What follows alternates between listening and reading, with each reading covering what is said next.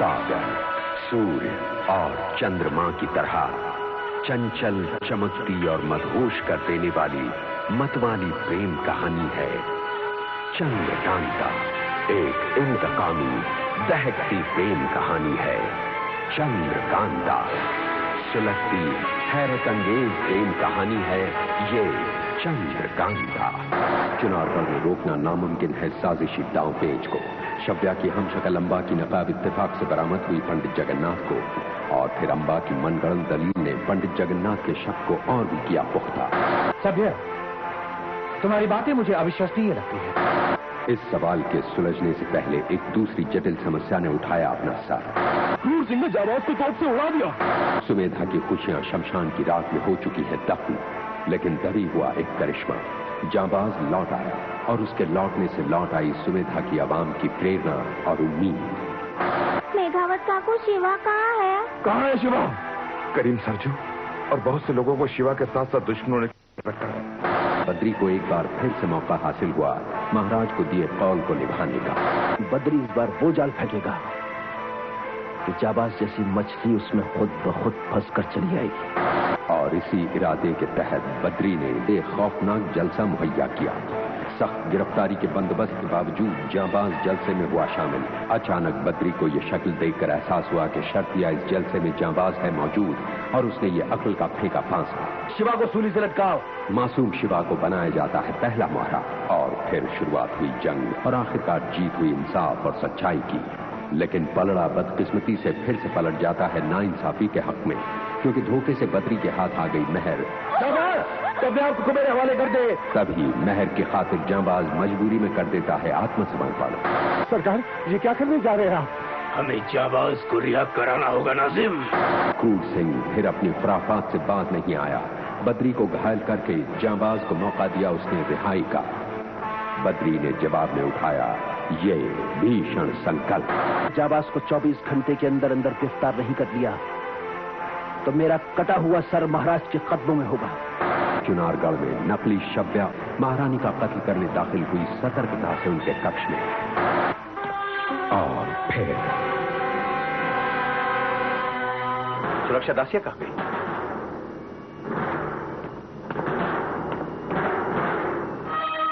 दीपक से पूछोगे बात क्या?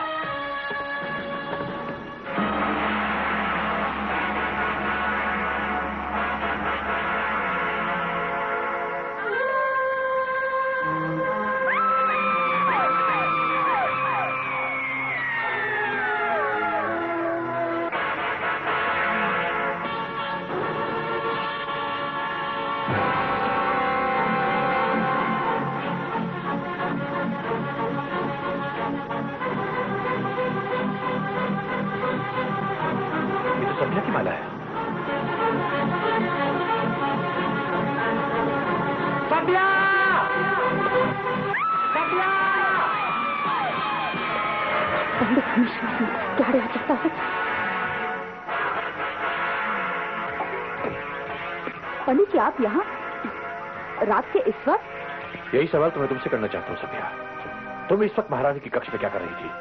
और तुम्हारी ये टूटी हुई माला, सुरक्षा दासियों की गैरहाजिरी, इस सब का मतलब क्या है? मुझे किसी भयानक अनिष्ट की आशंका हो रही है सभ्या। पंडित, इस वक्त आपकी सब आशंकाएं बेबुनियाद हैं। हाँ, दासियां यहाँ मौजूद नहीं है, क्योंकि मैंने ही उन्हें आदेश दिया था कि महारानी के कक्ष के बाहर बुझे हुए दीपों को जागृत रखा जाए। और मैं यहाँ इस वक्त उसी तरह मौजूद हूँ, महारानी की निगरानी में, जैसे कि आप खुद मौजूद हैं। हम दोनों की मौजूदगी के सबब में कोई अंतर नहीं है। और तुम्हारी टूटी माला? ये माला बहुत कीमती है सभ्या। आभूषण का टूटना वैसे भी अपशकुन माना जाता है, इसे संभाल के रखो।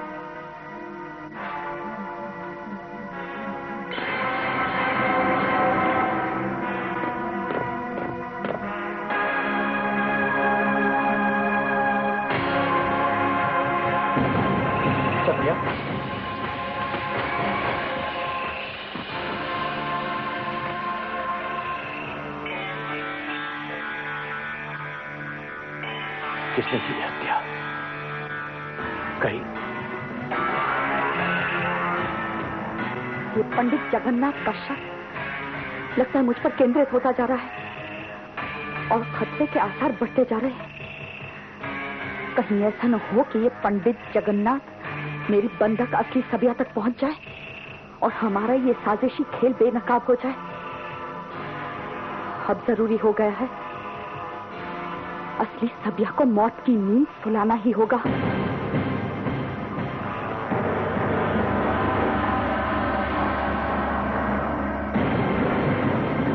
ये कहां गई?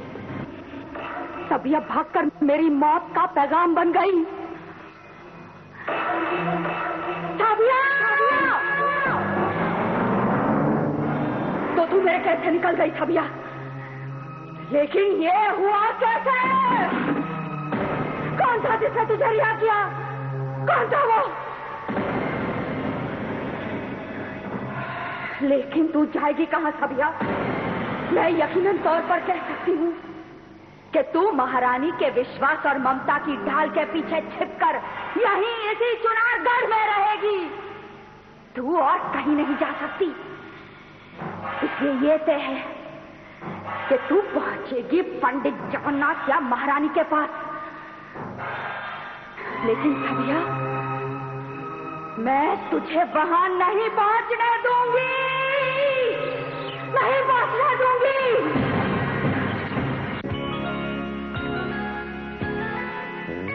चंद्रकांता की कहानी ये माना है पुरानी।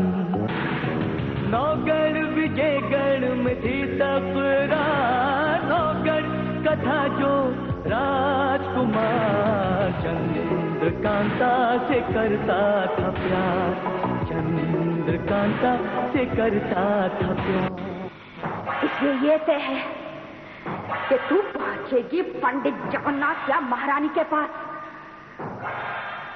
लेकिन सबिया, मैं तुझे वहां नहीं पहुंचने दूंगी, नहीं पहुंचने दूंगी।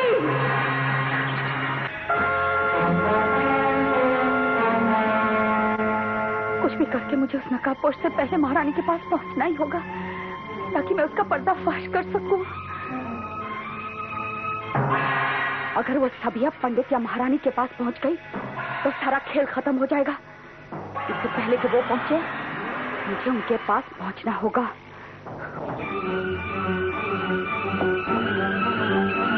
सबिया, तो ये दिखाने से बचकर बाहर आ गई। अब ये हमारा राज फाश कर देगी। सबिया! सबिया!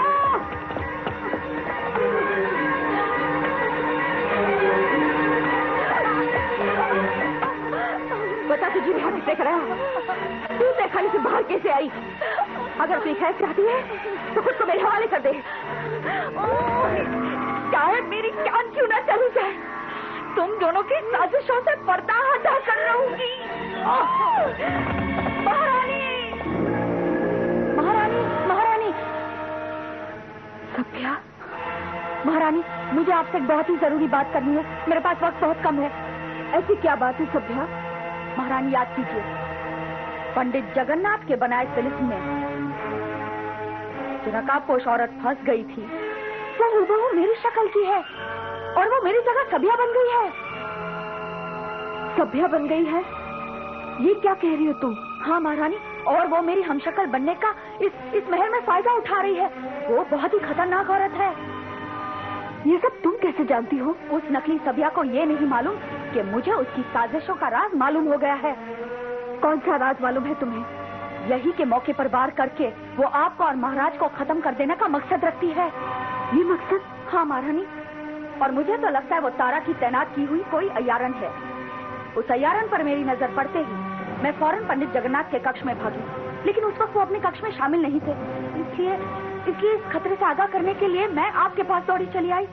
महारानी, वो सबिया नहीं बल्कि सबिया के रूप में एक बहुत ही भयानक खतरा है। आप उसे फौरन गिरफ्तार करवा लीजिए। महारानी, महारानी, ये सबिया नहीं, ये फरेबी है। नहीं महारानी, ये फरेबी है। ये जो आपके सामने खड़ी है। महारानी, ये सबिया नहीं, ये वही नकाबपोश औरत है जिसने आपकी जिंदगी पर हमले करने की कोशिश की थी। इसका नाम अम्बा है। नहीं महारानी, नहीं, इसका विश्वास मत कीजिए। ये आपको गुमराह कर रही है। महारानी, अभी मैंने आपको बताया था ना कि ये मेरी हमशक्ल होने का फायदा उठा रही है। ए अय्यारन, तू चालबाजी करने की कोशिश मत कर। महारानी को असलियत का पता है। नहीं, महारानी के सामने असलियत तो आज खुलकर रहेगी। महारानी ये नागिन है। इस धोखेबाज अंबा ने तारा के साथ मिलकर चुनारगढ़ के राजवंश को तबाह करने का सौदा किया है। ये सभिया बनकर आपको धोखा दे रही है। धोखा? सौदा? धोखा तो ये आपको दे रही है महारानी। इसे फौरन हिरासत में लीजिए महारानी, देरी मत कीजिए। ये देरी घातक साबित हो सकती है। इसे गिरफ्तार करने का आदेश दीजिए महारानी, आदेश। नहीं, इसे गिरफ्तार करने का हुक्म दीजिए, फिर मैं इसकी सारी साजिशें आपको तफसील में बताऊंगी। इस वक्त आपकी सुरक्षा का सवाल है महारानी। आपकी हिफाजत के लिए मैं ये खंजर इसके कलेजे में उतार दूंगी। नहीं, इसको गिरफ्तार करके कैद खाने में डाल दो। इसका फैसला बाद में होगा। भवानी, चेतना, पहरेदार, हाजिर हो। इसे ले जाकर कैद खाने में डाल दो। नहीं महारानी, नहीं। क्या मुझे अपनी सभिया, अपनी बहन को नहीं पहचानती?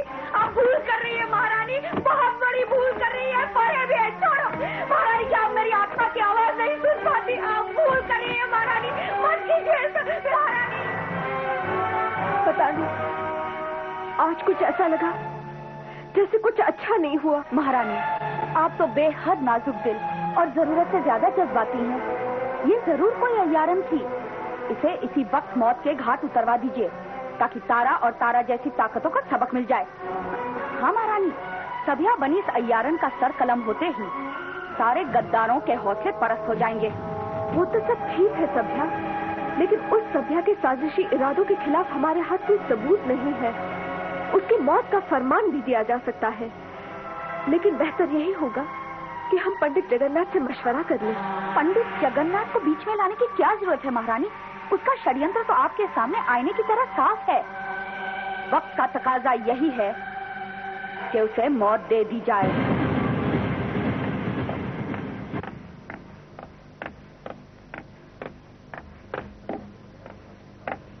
सोबरन, नकली सभ्या की गिरफ्तारी के बाद खतरा और बढ़ गया है। दक्षिणी द्वार पर खुफिया पहरेदारों की संख्या बढ़ा दी जाए। पहरेदारी पर तैनात हर सिपाही को 6 घंटे के भीतर बदल दिया जाए। मुझे एक भी थका हुआ और ऊँघता हुआ सिपाही नहीं देखना चाहिए। जो हुकुम पंडित जी, आज्ञा का पालन होगा। महारानी प्रणाम। अगर आपकी इजाजत हो तो मुझे आपसे कुछ जरूरी बात करनी है। आइए पंडित जी, आपसे बहुत जरूरी मशवरा करना है। जी महारानी, खबर है कि आपने एक फरेबी औरत को, जिसकी शक्ल सभ्या से बहुत मिलती है, अपने आदेश से कारागार में डलवा दिया।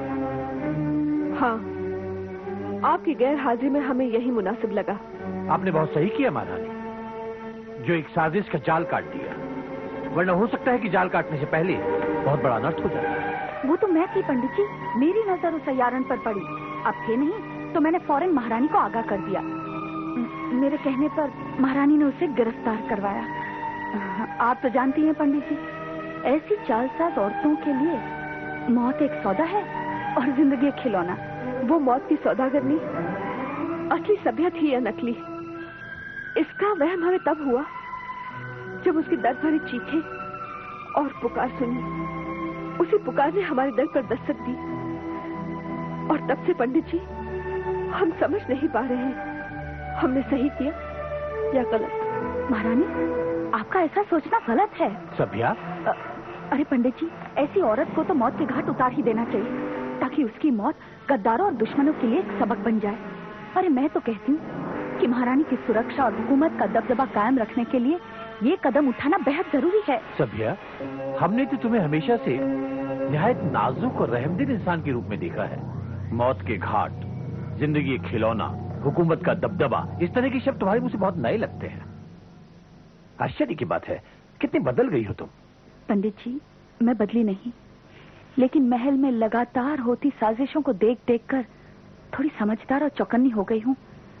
मुझे जो ठीक लगा वो मैंने किया, लेकिन आपकी राय के बगैर तो कोई कदम उठाया ही नहीं जा सकता। सभ्या, मैं महारानी कलावती से अकेले में कुछ बात करना चाहता हूँ। जी।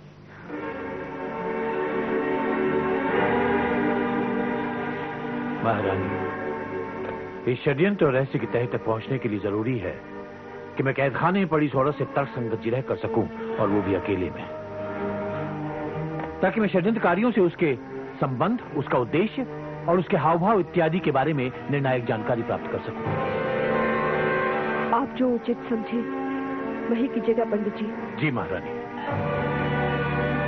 महारानी की कैद में पड़ी उस औरत और महल में मौजूद सभ्या के हमशक्ल होने के रहस्य को उद्घाटित करना अत्यंत आवश्यक है। इसीलिए मुझे इजाजत दीजिए कि मैं रहस्य में अंधेरे के सीने से सच्चाई की रोशनी को चीर कर आपके कदमों में पेश कर सकूं। मुझे इजाजत दीजिए महारानी।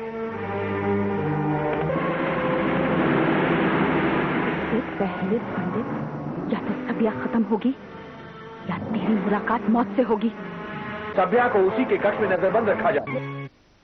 महारानी की कैद में पड़ी उस औरत और महल में मौजूद सभ्या के हमशक्ल होने के रहस्य को उद्घाटित करना अत्यंत आवश्यक है। इसीलिए मुझे इजाजत दीजिए कि मैं रहस्य में अंधेरे के सीने से सच्चाई की रोशनी को चीर कर आपके कदमों में पेश कर सकूं। मुझे इजाजत दीजिए महारानी।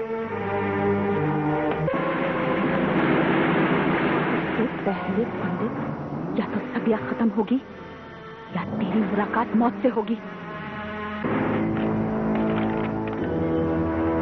रहस्य पर रहस्य, अशुभ काल की गणना, तारा सभ्या नकाबपोश, नकाबपोश सभ्या तारा, राहु की दशा अनिष्ट का संकेत, संदेह भला समय, सभ्या में दिखाई देते परिवर्तन।